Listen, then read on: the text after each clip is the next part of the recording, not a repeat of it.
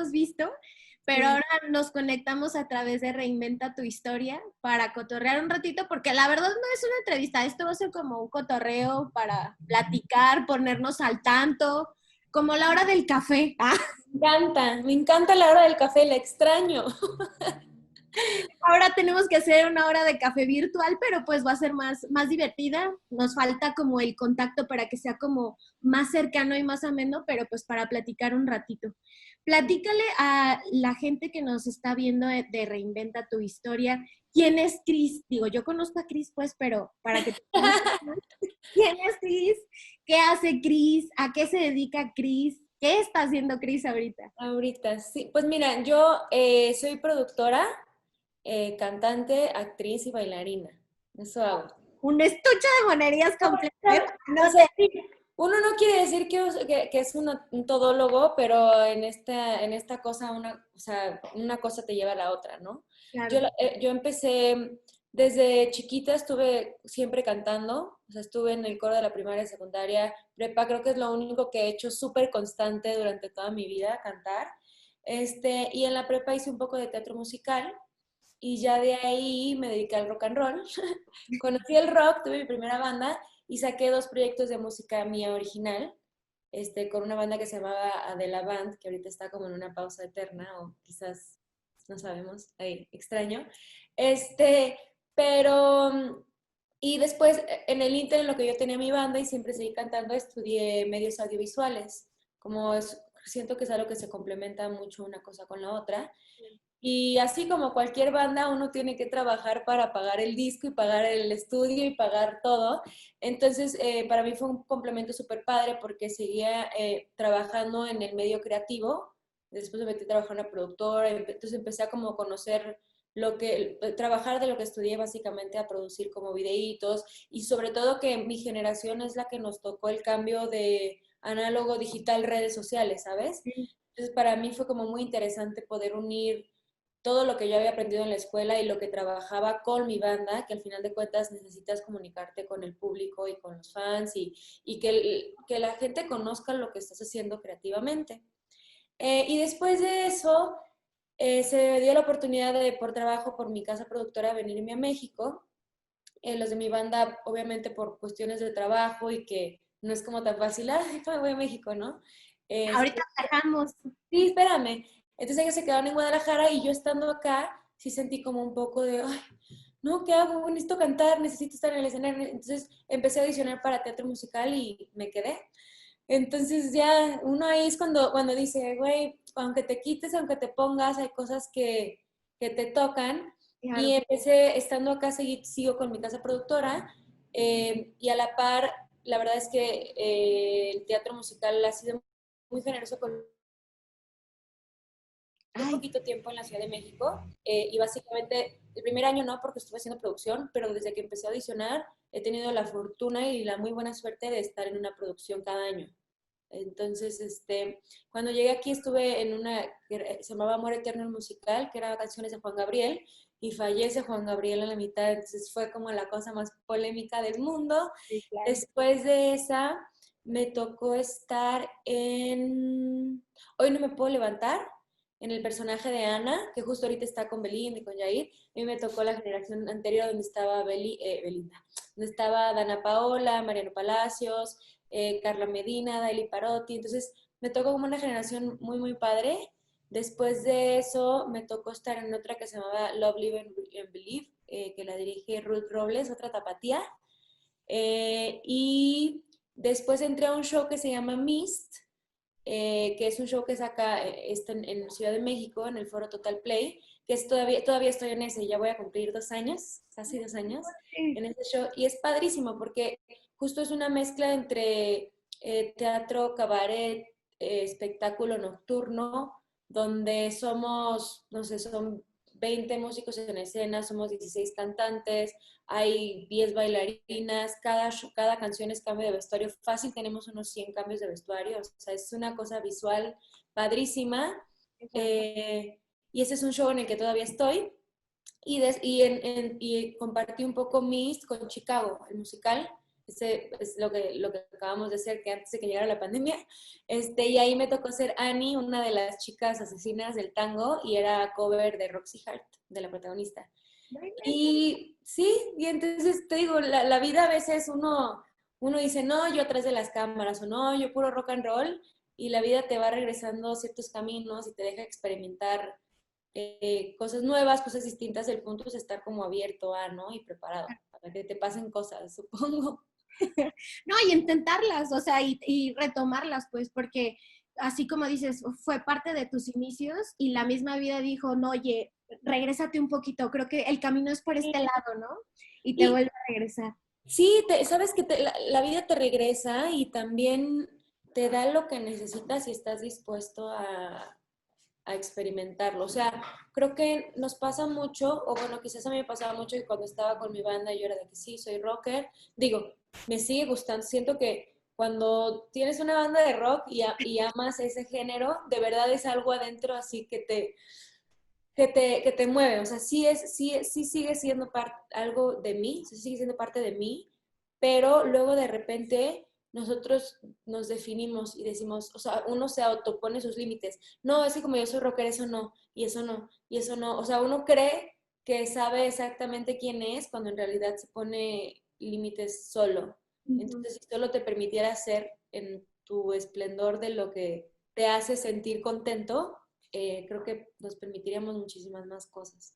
Eso sí. Oye, hablando de eso del ponerse límites y esas dificultades que uno se va poniendo sus propios, ¿cómo se dicen? Sus propios topes en el camino. Cuando llegaste a Ciudad de México, que dijiste, ya me vine para acá, voy a intentarlo, voy a hacerlo todo.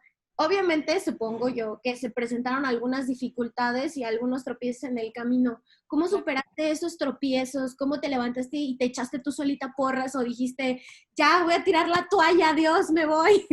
La verdad es que, mira, de entrada, mi llegada a México fue súper abrupta. O sea, a mí me contrataron con mi casa productora se llama CLAC, CLAC Audiovisual. Entonces nos contrataron a CLAC porque fue el primer año de Fórmula 1 en México. Ok, Y nosotros trabajamos mucho con Red Bull. Entonces nos tocó grabar a la escudería, pues estaban arreglando el autódromo, o sea, nos tocó ir al autódromo, estaba en obra negra, de que lo estaban rehaciendo todo. Entonces justo nos contrataron, nosotros veníamos por 3 meses para hacer todo lo de Red Bull de Fórmula 1 y dijimos, bueno, 3 meses y nos regresamos. Nuestros clientes estaban aquí, estamos acostumbrados a ir y venir. Y yo hice mi maleta para 3 meses y ya no volví. O sea, no fue como que me voy a ir a México a investigar. No, o sea, mi plan era regresar y solo, o sea, llegábamos y nos caía chamba y nos caía chamba y no nos podemos ir. Y vivíamos en un cuartito, o sea, como no vivíamos aquí, rentábamos un cuartito que nos costaba, no sé, 1,000 pesos y me acuerdo que me tocaba convivir que o sea, para mí estuvo súper padre porque eran varios patinadores y siempre había gente invitada y venían patinadores de Estados Unidos porque mi novio graba para patinetas.